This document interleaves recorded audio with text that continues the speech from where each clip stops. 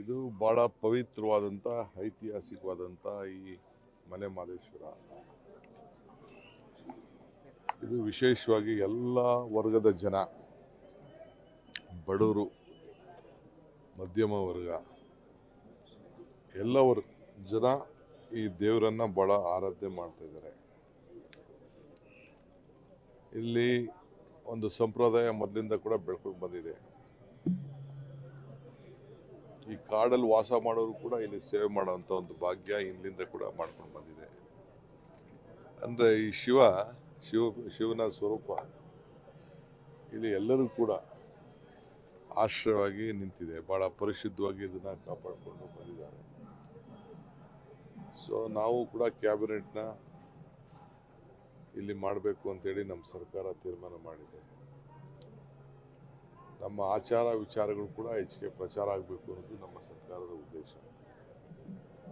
ಇದು ನಮ್ಮ ಸರ್ಕಾರ ಎಲ್ಲ ಇಂಥ ಧಾರ್ಮಿಕ ಕ್ಷೇತ್ರಗಳನ್ನೆಲ್ಲ ಕೂಡ ಅಭಿವೃದ್ಧಿ ಮಾಡಬೇಕು ಅಂತೇಳಿ ಹೊಸ ಪಾಧಿಕಾರಿಗಳನ್ನ ನಾವೆಲ್ಲ ರಚನೆ ಮಾಡ್ತಾ ಇದ್ದೀವಿ. ಈಗ ನಮ್ಮ ಸರ್ಕಾರ ಬಂದ ಮೇಲೆ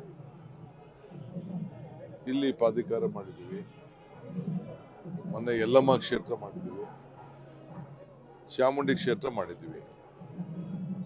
ಬೇರೆಯವರು ಸರ್ಕಾರ ಅಧಿಕಾರದಲ್ಲಿದ್ದರು, ಬಿಜೆಪಿಯವರು ಇದ್ರು, ತಿಳಿದವರು, ಅವರೇ ಹಾಕಿದ್ರು, ಮಾಡಲಿಲ್ಲ, ನಾವೇ ಯಾಕೆ ಮಾಡಬೇಕಾಯ್ತು?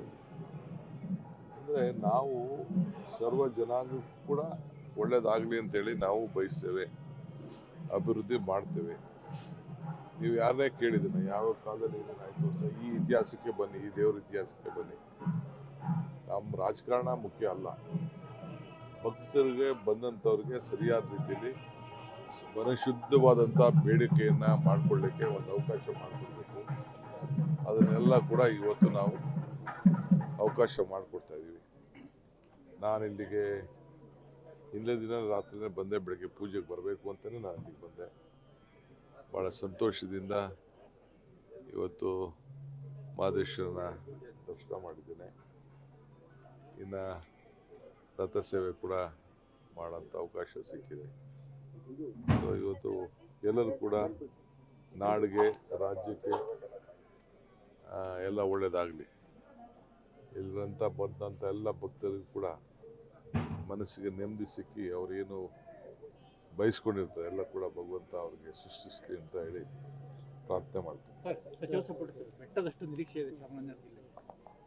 ಖಂಡಿತ ಅದಕ್ಕೋಸ್ಕರನೇ ಇಡೀ ಸರ್ಕಾರ ಇದಕ್ಕೆ ಬಂದಿದೆ. ಕಾವೇರಿ ಜಲಾನಯ ಪ್ರದೇಶದಲ್ಲಿ ಏನೇನು ನೀರ ಕೆಲಸ ಆಗಬೇಕು ಅಂತೇಳಿ ನಾನು ಮೊದಲ ಬಾರಿಗೆ ಈ ಸಚಿವನಾಗಿ ಇಲ್ಲಿ ಬೇಕಾದಷ್ಟು ಮಾಡಿದ್ದೀವಿ. ಇನ್ನು ಭಾಳ ವಿಚಾರಗಳು ಇಲ್ಲಿ ಏನೇನಾಗಬೇಕು. ಈಗಾಗಲೇ ನೀವು ರಸ್ತೆ ನೋಡಿದ್ದೀರಿ. ಹಿಂದೆ ನಾವು ಬರ್ಬೇಕಾದ್ರೆ, ನಮ್ಮೂರಿಂದನೇ ಬರ್ಬೇಕಾದ್ರೆ 4-5 ಗಂಟೆ ಆಗೋದು. ಈಗ ಕೂಡ ಪ್ರತಿ ವರ್ಷ ಲಕ್ಷಾಂತರ ಜನ ಕಾವೇರಿ ದಾಟ್ಕೊಂಡು ಬರ್ತಾರೆ. ಅದೊಂದು ದೊಡ್ಡ ಪದ್ಧತಿ ಇದೆ. ರೋಡ್ ಮಾಡೋಕ್ಕೆ ಈಗಾಗಲ್ಲ, ಮೇಕೆದಾಟು ಮುಗಿಲಿ. ಯಾಕೆಂದರೆ ನಾವು ಮಾಡಬೇಕು ಅಂತ ಐಡೆಂಟಿಫೈ ಮಾಡಿದ ಜಾಗದಲ್ಲಿ ಮಾಡಿದ್ರೆ ಮುಚ್ಚೋಗ್ತದೆ. ಮೇಕೆದಾಟು ಆದಮೇಲೆ ನೋಡೋಣ, ಕೆಳಗಡೆ ಒಂದು ಸಪ್ರೇಟ್ ರೋಡ್ ಮಾಡೋಕ್ಕಂತ ಹಿಂದೆ ಒಂದು ಪ್ಲ್ಯಾನ್ ಇತ್ತು. ನಮ್ಮ ರಾಜಗೌಡರ ಕಾಲದಿಂದ ಒಂದು ಒತ್ತಾಯ ಇದೆ. ನೋಡೋಣ, ವಿಶೇಷ ಅನುದಾನದ ಘೋಷಣೆ ಆಗೋ ಸಾಧ್ಯತೆ ಇದೆ ಸರ್. ನೋಡೋಣ, ಈಗೆಲ್ಲ ಕೂತ್ಕೊಂಡು ಮಾತಾಡ್ತೀವಿ. ಈ ಅವ್ರಿಗೆ ಏನೇನು ಪ್ರಾಧಿಕಾರಕ್ಕೆ ಏನೇನು ಕೊಡಬೇಕೋ ಮಾಡ್ತೀವಿ. ನಮ್ಮ ಡಿಸ್ಟ್ರಿಕ್ಟ್ ಮಿನಿಸ್ಟರ್ ವೆಂಕಟೇಶ್ ಅವರು, ನಮ್ಮ ಜಿಲ್ಲಾಧಿಕಾರಿಗಳು, ಆ ಹೆಣ್ಮಗಳು ಕೂಡ ಭಾಳ ಚೆನ್ನಾಗಿ ಕೆಲಸ ಮಾಡ್ತಾ ಇದ್ದಾರೆ. ನಡೆಯಪ್ಪ, ಅದನ್ನು ಸರ್ಕಾರ ನೋಡ್ತದೆ.